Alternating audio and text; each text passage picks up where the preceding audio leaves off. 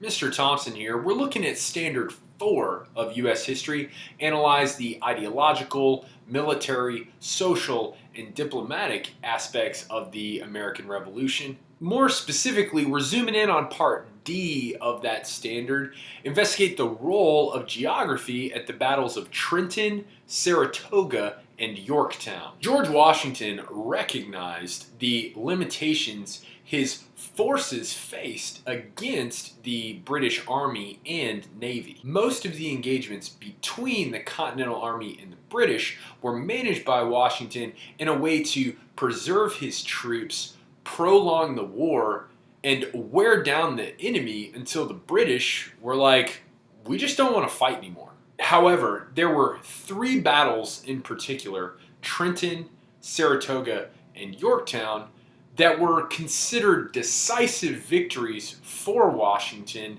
and turning points in the Revolutionary War. Geography played a significant role in each battle. In all three, rivers were essential to the Americans to trap the British and force them to surrender. The high ground that the American forces occupied at the Battle of Saratoga was pivotal in their success over the British. Early in the war, Washington's strategy to engage the British was strong, quick strikes and then to retreat as a way to overcome the inadequate training of the American forces and to boost morale. This principle is illustrated by Washington's crossing of the Delaware and subsequent Battle of Trenton on the night of December 25th and morning of December 26th, 1776. The American forces under Washington's command routed the Hessians, who were German mercenaries hired by the British to fight in the Revolutionary War, in a surprise attack at Trenton, New Jersey. This victory boosted the American forces' morale, who had earlier that year been defeated in New York. Washington and the Continental Army had been forced out of New York during the late summer and fall of 1776. They had been forced to retreat to the Pennsylvania side of the Delaware River. Washington used the poor weather conditions and geographic challenge of a river crossing to aid in the successful surprise attack at Trenton. Washington carefully planned the secret attack and led approximately 2,400 men across the icy Delaware River on Christmas night, 1776. Increasingly poor weather conditions made the river crossing take far more time than Washington had planned. The ability to surprise the Hessian mercenaries camped at Trenton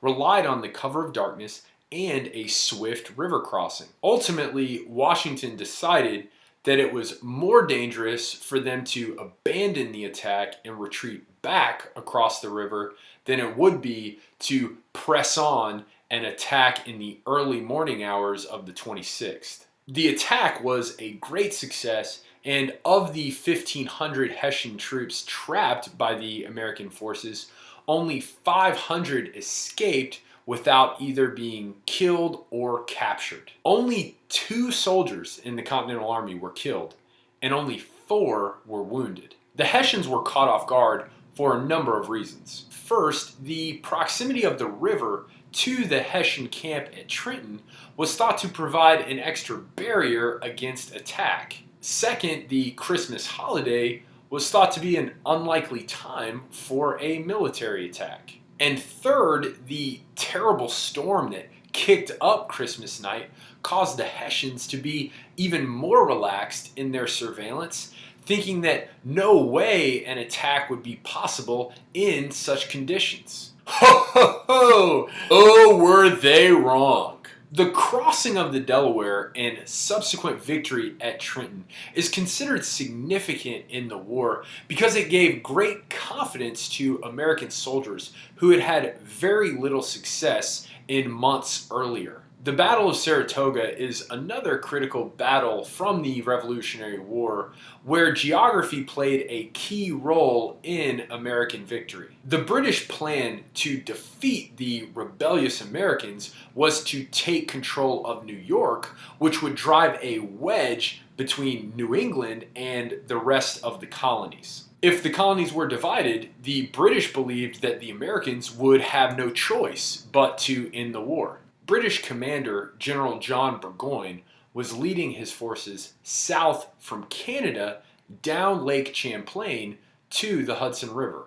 British General William Howe was to lead another force toward the north from New York City. The coordinated movements of the British was intended to secure the entire New York region. General Howe, instead of trekking north as part of the plan to assist Burgoyne, pursued control of Philadelphia. Subsequently, Burgoyne was trapped by the American forces at Saratoga, New York, and forced to surrender. The American commander, General Horatio Gates, faced Burgoyne as the British moved south from Canada. The British force was slowed because of the large supply convoy that traveled with Burgoyne. While Burgoyne slowly made his way from Canada toward the south, the Americans were steadily building up fortifications on the high ground around Saratoga. Bemis Heights is a ridge that overlooks the Hudson River Valley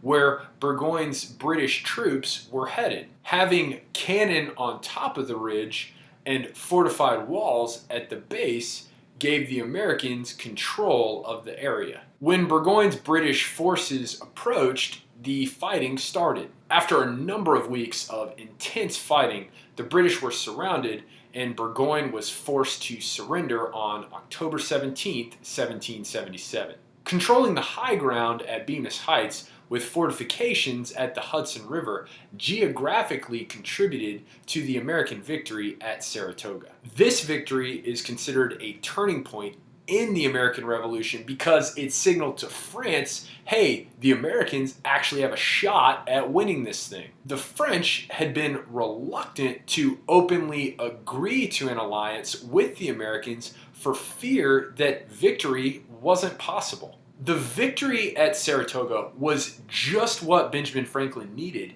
in his European negotiations for alliance and support of the American cause. Franklin's like, you see what my boys did back in Saratoga? Come on, France.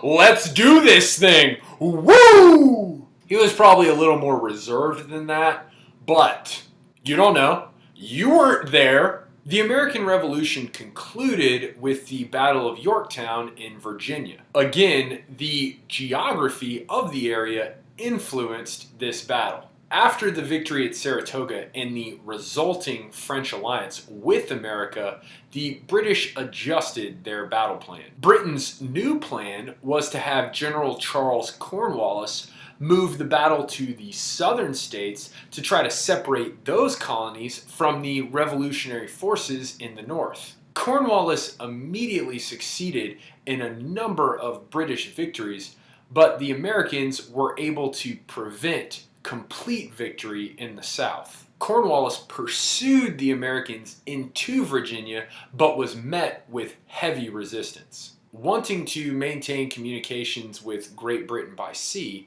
General Cornwallis retreated to the coastal town of Yorktown on the Chesapeake Bay. While awaiting the British fleet, his forces were surrounded by the combined French and American armies. In July 1781, George Washington began moving his army toward the south from Rhode Island. The French Navy arrived at the Chesapeake Bay to block the British escape by sea. The American forces surrounded the British by land at Yorktown.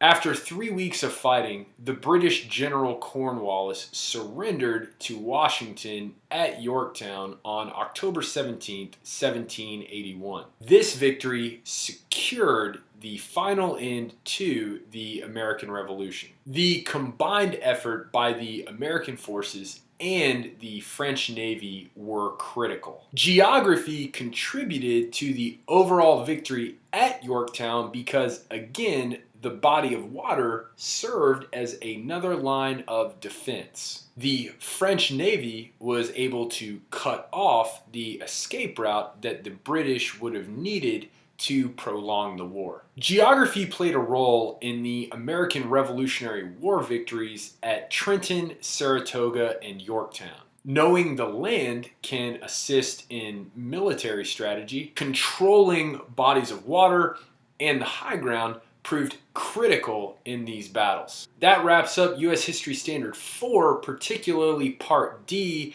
investigating the role of geography in the battles of Trenton, Saratoga, and Yorktown.